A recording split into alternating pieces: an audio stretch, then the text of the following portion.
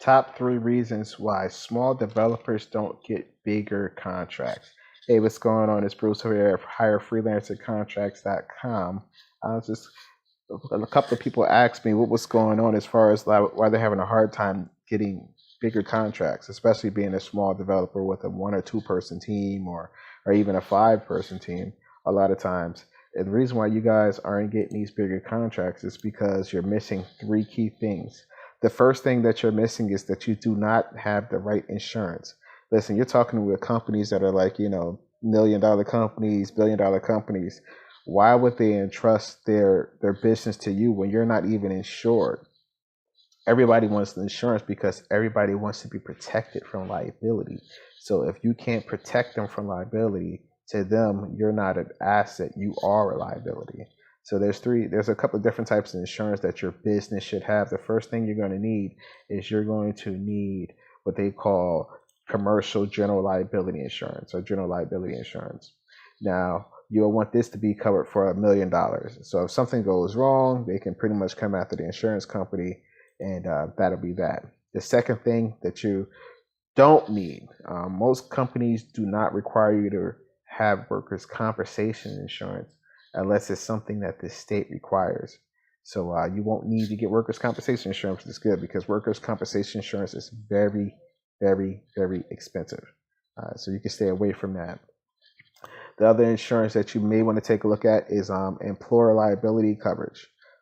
This is on the only time you really need this type of insurance is if like you're working in a dangerous environment and your employees are going to need to, your employees may get hurt. A company doesn't want to be liable for what happens to your employees, so they want to make sure that you have the insurance that covers that. The other thing, now this is very important, at least one of them that's very important, is employee dishonesty coverage. So let's say you have an employee working for you and a member of your team chooses to swipe your code and sell it, or something like that, like where you're liable. It's not something that you did, something that your employee did, but you're liable. So you definitely want to make sure you have coverage for that, and the minimum for the coverage for that should be like $1 million. All right. Another very important one is going to be professional error and omission liability coverage for a minimum of $2 million. So professional error is like, let's say you did an encryption that wasn't the standard, like you were crazy enough to do a 32-bit encryption or a 16-bit encryption, which I hope you're not that crazy enough to do. And the encryption didn't hold, and everybody's credit card numbers got swiped or stolen, whatever the case may be. So that will cover you from that.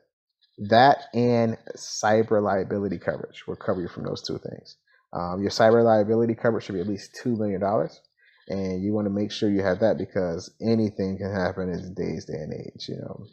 They got a new cracker hacking and cracking every 10 minutes. So there is no such thing as security anymore. So you don't want to be liable for something that doesn't exist, like security. All right. So, and of course, last but not least is getting a pretty good umbrella policy with a coverage of at least $5 million.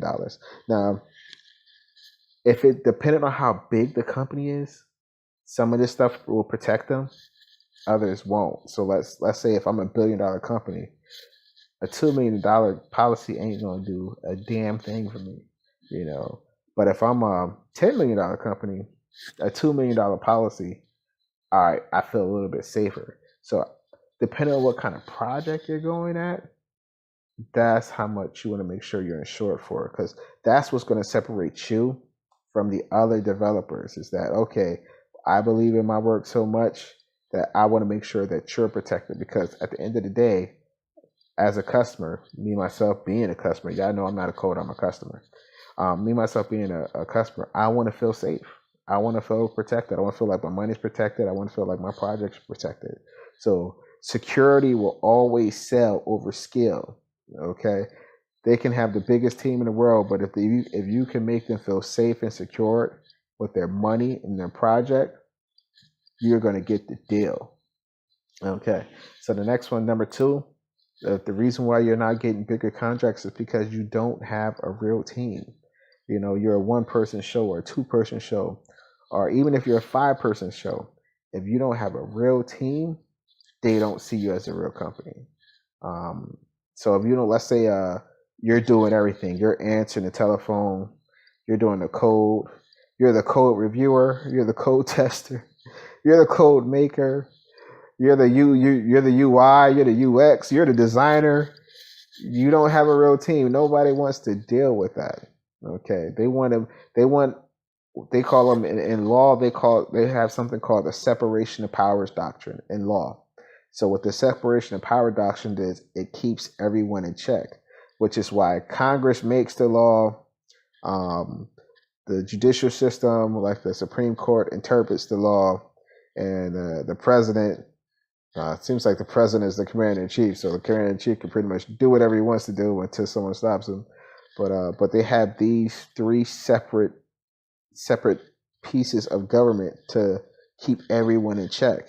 So if you are a 1-man show, or even if you're a 3-man show, they're gonna see like you guys are just for free for all. Like no one wants to deal with that. So if you always need to hire someone to check yourself, so even if you are a 1-man show, sub it out. Sub out a UX guy, sub out a designer, sub out the testing, sub out the code review, just to make sure that you're accountable for the work that's being done. Like you want them to see these reports of what's going on and see what's the findings. You don't want to just try to slap some crap together and say, this is what I got. I hired a guy this one time. This dude, of course, this was back when I was naive. I didn't know any better. This guy did it all, which is why my app was so crappy. All right, this guy, and when you're doing it all, you don't have as much time because you're trying to do everything. So your time is very limited. And I seen that the clock was ticking on my project. So I said, hey man, what's going on? Like, you ain't even got the design work finished yet. And he just pretty much slapped a bunch of crap together and said, here's the design. I'm like, this is just the pictures I gave you with buttons on it. Like, what the hell is you doing? And this is the reason why, because he was trying to do everything himself, trying to get all the money himself. In the beginning, when you first starting out, your goal is to break even. Your goal is not to become a millionaire or a billionaire. Your goal is to break even on your project so you can get the skills that you need to go after the bigger fish. If you do not have a portfolio, you do not have a record, you have no reputation, you need to do some work for someone that will call somebody else that can be verified as a reference. Yes, this man was amazing. This woman was amazing. They did this amazing work.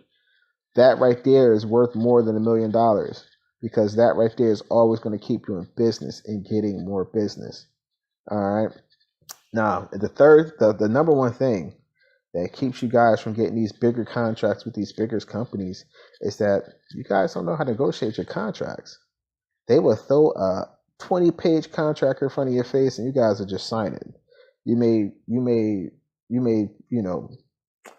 probably contest 1 or 2 things, and you guys are just you don't even know the terms and the conditions of what you're agreeing to. I had this one developer, they came to me and they were about to sign this contract, and I'm like, you know what this means? First of all, you're gonna bankrupt yourself because you have not negotiated the scope creep and the revisions. So they were just gonna let these people get 1 million revisions without charging any additional fees. Listen, they have 3 or 4 revisions, and that's it. After those 3 or 4 revisions is up, they got to pay. Because what's going to happen is someone's at McDonald's that's frying French fries is going to make more money than you because you got to keep doing all the revisions. The next thing you know, you got a completely different project from what the hell you signed up for. And you're SOL. All your time is wasted. So know how to negotiate your contracts. A lot of these people they just see $5,000 and $10,000. They're like, yay, I got $10,000. No, you just lost $10,000 taking a $5,000 contract. You done lost $10,000 in time taking a $5,000 contract or more. The second thing is they don't know how to negotiate jurisdiction in as far as like the court proceedings. I've seen this one person, they were about to sign a contract, and the court proceedings were in like all the way in New York. They lived in California. All right. So they was going to give jurisdiction to New York. And when you're a developer, the last thing you want to do is give jurisdiction to any court. As a developer, you want to have things handled with arbitration, especially if it's a federal court. You do not want to be in a federal court. And this is why. One, if you're doing it under your company name in a federal court, you cannot represent yourself. So that means you have to pay a federal attorney anywhere from $150 to $350 an hour to represent you. I see federal attorneys charge $5,000 just for one motion. One motion.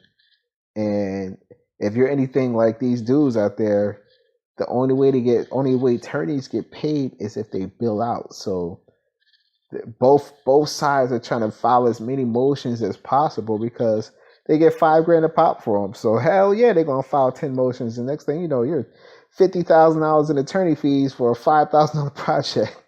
You're gonna have to do 20 projects to get your ass out of this S hole that you done got yourself into. All right, listen, I don't know why y'all think that y'all must believe in miracles. Most projects have a 68% fail rate. So why would you think your project is any different just because you're working on it? I always plan to fail when it comes to developers or whether what side of the fence I'm on. I always plan for things to fail. I'm always planning for things to go wrong. I'm not thinking about anything being perfect because nothing is going to be perfect. So never, ever, ever agree to a federal court. If you have to, our word the contract is everything is going to be handled during arbitration. If things can't be handled and mediated through arbitration, that's when we're going to go to state court, because at least in state court, especially with small claims courts, they do allow you to represent yourself in most states. Not all states, but most states do. So you have a better chance of winning or a better chance of hashing things out without being bankrupt. Okay, because if you don't have an attorney, you pretty much just lose by default. All right, or unless you could get one to do pro bono or have the court appoint you one after you go bankrupt. So these are just the things that a lot of you guys miss in the process. You're so busy trying to chase the money that you don't see the outcome. You think like it's a job. You think like it's a job, and thinking like it's a job instead of a business will always get you in trouble.